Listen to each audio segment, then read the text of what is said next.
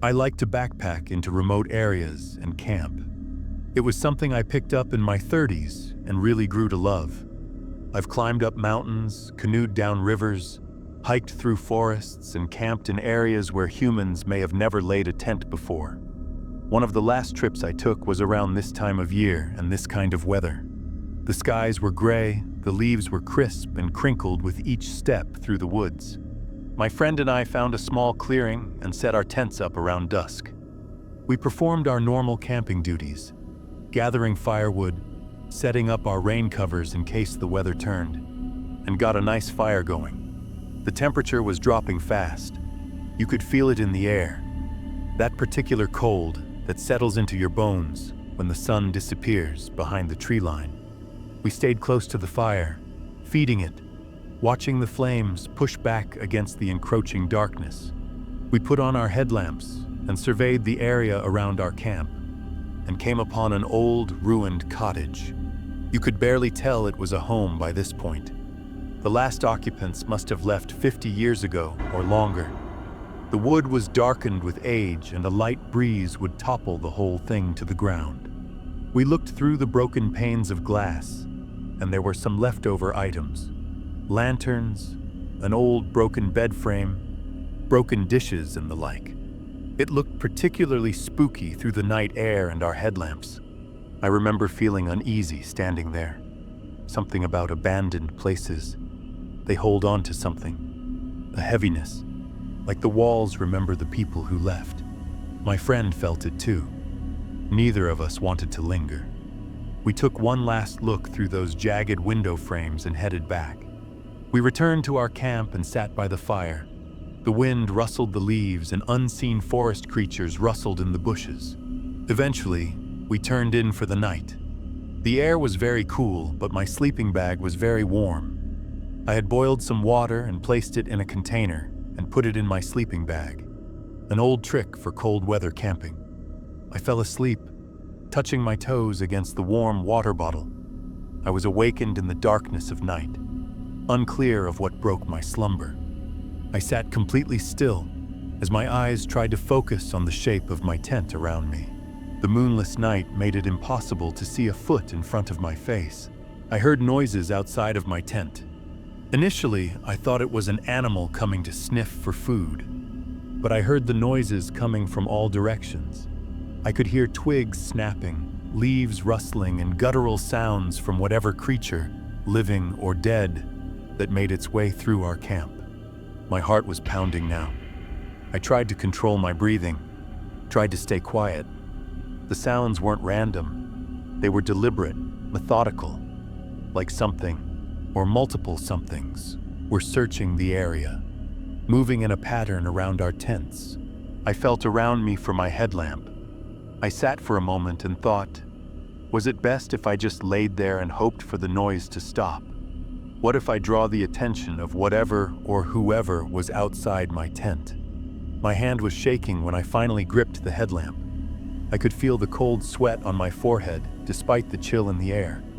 Every instinct in my body was screaming at me to stay hidden, stay quiet, stay still. I turned on my headlamp and slowly unzipped my tent, sticking my head out of the small hole. I scanned slowly, left then right, right then left. I saw nothing and heard nothing. Had I been imagining things? Sometimes the woods played tricks on the human ear at night. I sat there for a moment, looking into the darkness.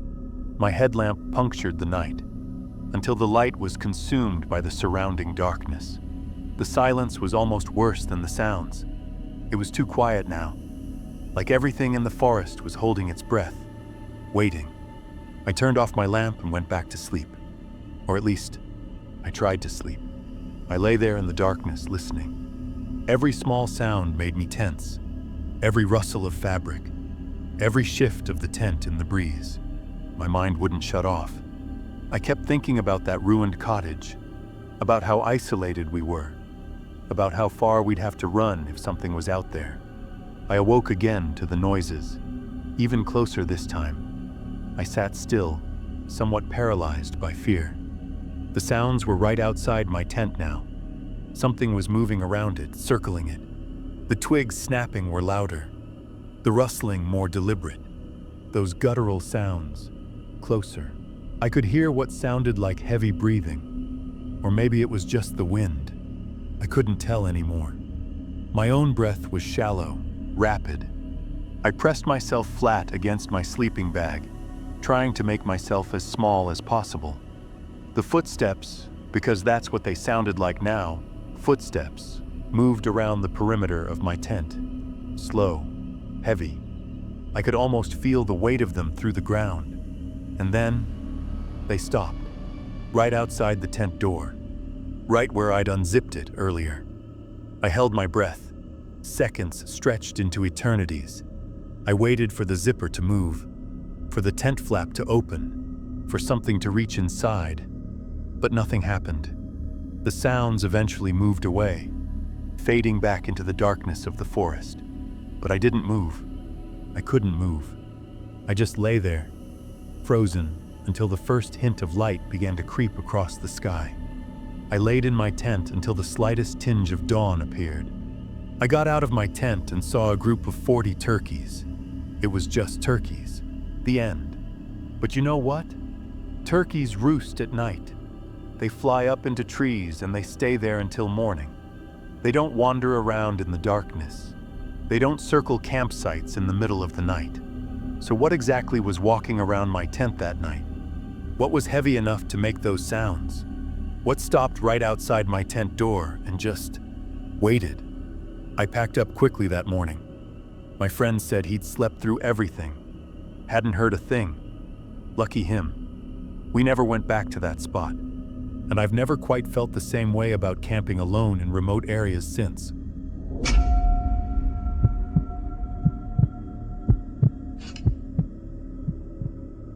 When I was a kid, we lived in a 200-year-old farmhouse with a flat roof. No attic, with a slight incline in one direction. Very common in New England. In a sizable town with a population of less than 400 people. Our nearest neighbors were 5 miles away. We were not jumpy kids by any means. We were confident and brave, and nothing really scared us.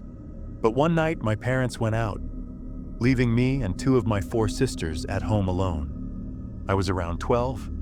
There was a hurricane causing occasional gusts of strong wind, but no snow or rain or anything. We were in the living room downstairs watching TV around 10 p.m., and the power suddenly went out. Not an uncommon occurrence when you live so extremely rural, so we didn't worry, and we all went upstairs to the bedrooms to read and whatnot. The house felt different in the dark, older somehow. The wind outside was making the windows rattle in their frames, and every gust made the old wooden beams creak and groan. But we were used to it. Old houses made noise. That's just how it was. We lit our battery-operated lantern and settled into our shared bedroom. The 3 of us, me and my 2 younger sisters, we'd done this dozens of times before. Power outages were just part of life out there. Around midnight, we were all laying down. We younger 3 sisters shared a bedroom, and we heard a rhythmic bang, bang, bang on the ceiling. We all froze. The sound was slowly moving from around where our door was over to the perpendicular wall where we had a set of double windows. It sounded like heavy footsteps, maybe like work boots. Bang, bang, bang. Steady, deliberate. Not the random sounds of storm debris, not the scattered patter of an animal. This was rhythmic, purposeful. I remember my mouth going dry. My middle sister grabbed my hand, the brave one who was never afraid of anything, and her palm was sweating. We all just lay there, listening to those footsteps move across our roof. The wind gusted hard against the house, but the footsteps didn't speed up or slow down. They just kept that same steady pace. Bang, bang, bang, getting closer to the windows. When the sound got over by the window, there was a loud thud and crunch sound coming from the ground below. For a moment, everything went silent. Even the wind seemed to stop.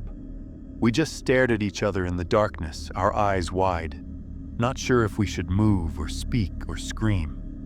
Middle sister was an exceptionally brave 14-year-old who bolted up and looked at the window, but it was dark and she couldn't see anything. So she grabbed the battery-operated lantern we were using as a reading light, and against our wishes, she decided to go outside and investigate. I remember crying, like big, stupid tears, begging her not to. "Don't go out there," I kept saying. "Please don't go out there." But she was already moving toward the door. She had this look on her face, determined, but I could see the fear in her eyes too. She was scared. She just wasn't going to let it stop her. So other sister and I sat in complete darkness near the window, waiting to see the light from the lantern round the side of the house. Those minutes felt like hours.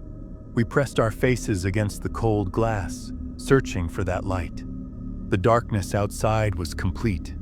No streetlights, no moon, just nothing. "What if something's out there?" my other sister whispered. "What if it gets her?" I didn't have an answer. I just kept staring into that darkness, praying to see the lantern light. When my sister finally got over, there was nothing there except my mom's raspberry bush, which something had clearly fallen into and broken a bunch of branches. She poked around a minute, then came back in and went upstairs. She walked into the room and just stood there. Her face was pale in the lantern light. She didn't say anything at first, just set the lantern down and climbed back into bed. "What did you see?" I asked. "The bush is destroyed," she said quietly.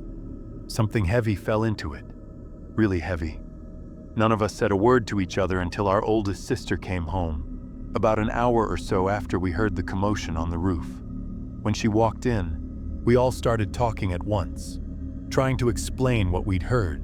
The footsteps, the falling sound, the broken bush. Her and her boyfriend poked around a while in the backyard using his car's headlights to see, and I managed to fall asleep. But I remember lying there before sleep came, listening to them outside, listening to the muffled voices through the window, wondering what they were finding, wondering if they'd see something we'd missed. In the morning, our parents were home, and they offered their theories. My father thinks the neighbor boy, a wild teenager who had some pretty sad emotional problems, was trying to prank my oldest sister. My mother thought maybe a raccoon or similar. Oldest sister thought it was a broken tree limb being blown by the winds. As a 40-something-year-old, I have to admit my sister's theory is probably right on the money, but I still get shivers when I think about it, because tree branches don't walk in rhythm. They don't make steady, heavy footsteps like work boots crossing a roof. They fall, they crash, but they don't walk. And raccoons are light, quick, skittering, not heavy. Whatever made those sounds was heavy. Heavy enough to make that rhythmic banging. Heavy enough to break multiple branches when it fell. I still think about it sometimes. Late at night, when I'm alone in my own house and I hear sounds on the roof, my rational brain says it's nothing. Just the house settling, just an animal. But a part of me, that 12-year-old girl lying in the darkness, still wonders. What walked across our roof that night?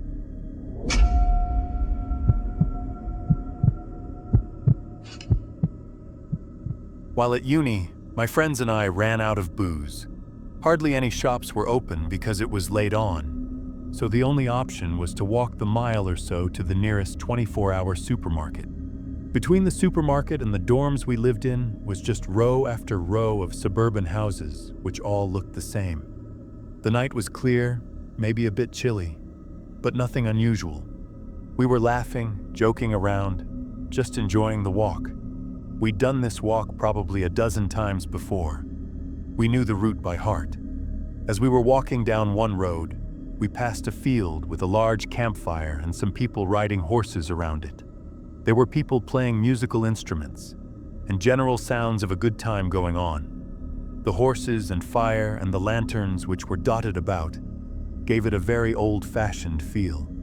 I remember slowing down as we passed. The scene was beautiful in a way. The firelight flickering across the faces of the people, the horses moving in slow circles, The music, I think it was fiddle music or maybe a guitar, drifting across the field toward us. But it felt wrong, out of place, like we'd stumbled onto a movie set or a historical reenactment, except it was past midnight.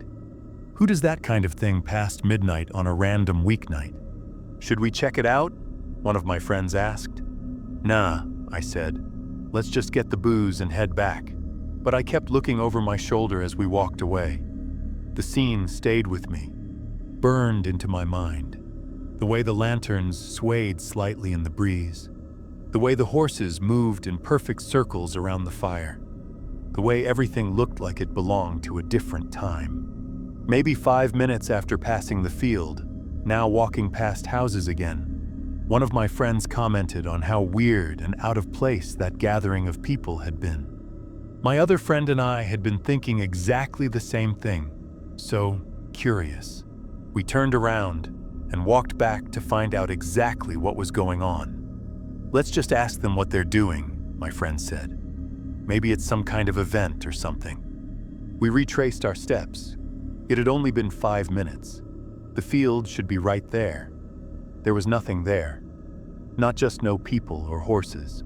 There was no field, just more and more houses. We stopped dead in our tracks. All three of us just standing there on the sidewalk, staring at houses that shouldn't be there. This is the street, right? One friend asked. Yeah, I said. We just walked down here, like 5 minutes ago. Where's the field?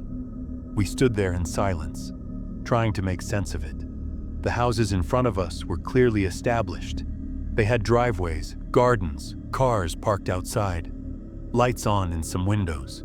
They looked like they'd been there for years, even though we were absolutely certain we were on the right road, as we'd simply turned around. We walked up and down the neighboring roads too. We found nothing. We checked every street in the area, walked in circles, kept coming back to the same spot where the field should have been, where we knew the field had been. Maybe we're more drunk than we thought, one friend suggested, but his voice was uncertain. We all saw it, I said. All three of us. The horses, the fire, the people. We all saw the same thing. Then where the hell did it go? We weren't drunk, though we'd had some drinks, and so I've got absolutely no idea what happened that night. 3 of us saw it. 3 of us remembered it the same way. The fire, the horses circling, the music, the lanterns, all of it. And then it was just gone. Not hidden, not dark. Gone. Replaced by houses that had clearly been there for years. We eventually gave up searching and went back to the dorms. We didn't even go to the supermarket. We just wanted to be back somewhere familiar, somewhere that made sense. We talked about it for hours that night, trying to figure it out, trying to find a logical explanation. So what did we see? A shared hallucination? All 3 of us? Or was it real, and we somehow walked back into a different version of the street? A street where that field never existed. Maybe we glimpsed something from another time. A moment from the past bleeding through into our present. Maybe that field had been there once. 100 years ago, 200 years ago. And for just a few minutes, we saw it as it was. Or maybe we walked into some other place entirely. Some fold in reality where things exist that shouldn't. And when we turned around, reality snapped back into place. I still don't know. And that's what keeps me up at night. Not the fear of what we saw, but the fear that reality isn't as solid as we think it is. That the world we trust, the world we walk through every day, might not be the only world that exists. That maybe sometimes the boundaries get thin, and we see things we're not supposed to see.